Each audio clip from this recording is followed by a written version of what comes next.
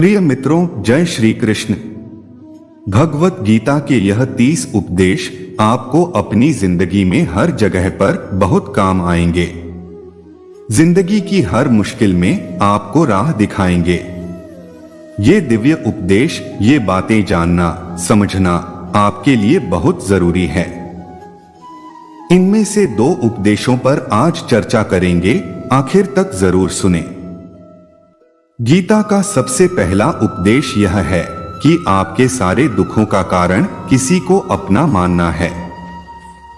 आप कभी गौर करना, आपकी जिंदगी के सारी दुख, सारी तकलीफें, सारी चिंताएं वहीं से आई है जहां आपका अपनापन होता है।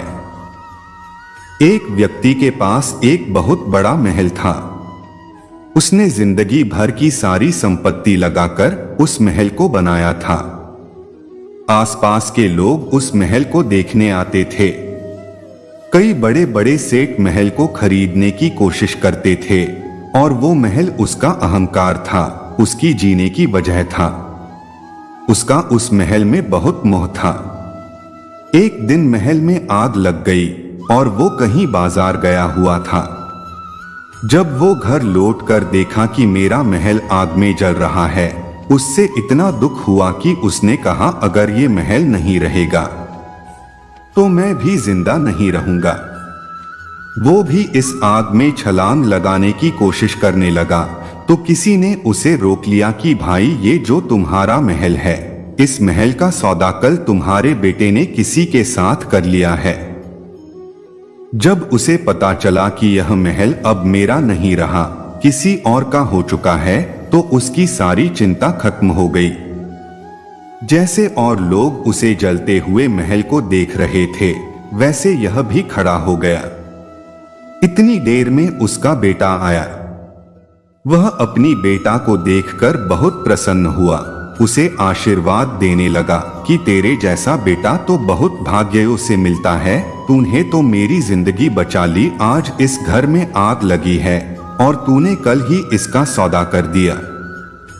वो अपने पिताजी से कहने लगा, मैं इस महल को बेचने के लिए बात तो करने गया था, पर सौदा अभी पक्का हुआ नहीं है। जब उसके पिता ने यह सुना, वो फिर फूट फूट कर रोने लगा। महल वही है, इंसान वही है, लेकिन जब महल मेरा है तब वो दुख भी देता है, लेकिन जब वो मेरा नहीं है तो सारे दुख खत्म हो जाते हैं।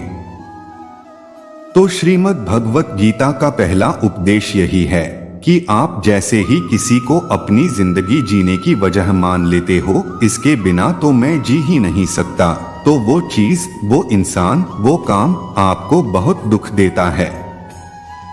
गीता का दूसरा उपदेश यह है कि आपने कोई भी कर्म किया हो, उसका फल आपको जरूर भोगना पड़ेगा।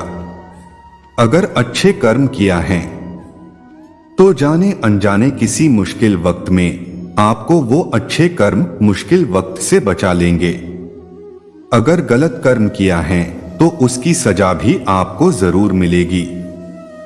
वो इंसान कितना ही छुपकर कर्म करे, चाहे वो कितना ही चालाकी से कर्म करे, हमारे एक एक कर्म पर वो परमात्मा अपनी दृष्टि बनाए रखते हैं। हमारे एक एक कर्म का हिसाब होता है। एक गांव में 2 मित्र रहते थे। उन दोनों ने विचार किया, इस गांव में हम धन नहीं कमा पा रहे हैं। वो दोनों धन कमाने के लिए शहर चले गए। कुछ वर्ष वहां रहकर उन्होंने काफी धन कमाया। फिर सोचा कि अब हम अपने घर वापस चलते हैं, पर्याप्त मात्रा में हमने धन कमा लिया है। उस समय पे यातायात की इतनी सुविधा नहीं होती थी। वो अपने बैलों पर ही यात्रा कर रहे थे।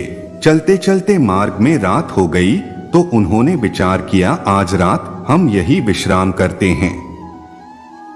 एक मित्र ने कहा कि मैं यहाँ पर रहकर धन की रक्षा करता हूँ, तुम बाजार जाकर भोजन की व्यवस्था कर लो। जब वह मित्र बाजार गया तो उसके मन में पाप आ गया।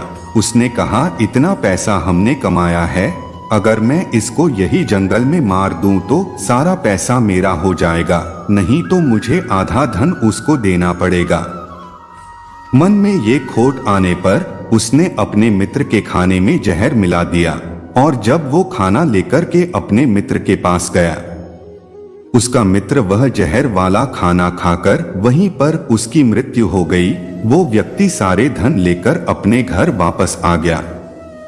फिर उसके घर में एक पुत्र ने जन्म लिया। जब उसका बेटा पैदा हुआ तो वो बहुत बीमार रहता था। उसने अपने जीवन में जो कुछ भी धन कमाया था वो सारा धन अपने बेटे के इलाज में खत्म हो गया। बेटा बड़ा होता गया और उसका धन नष्ट होता गया। जब बेटा थोड़ा बड़ा हो गया तो पूछा कि बेटा तू इतना बीमार क्यों रहता है, तू ठीक क्यों नहीं होता? मैंने अपने जिंदगी का सब कुछ तुझ पे लगा दिया पर फिर भी तेरी तबीयत ठीक नहीं रहती।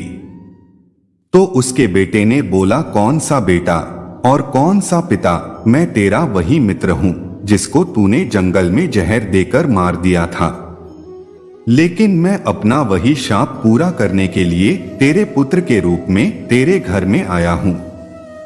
अब मेरा तेरा हिसाब बराबर और मेरा जीवन अब यही समाप्त होता है।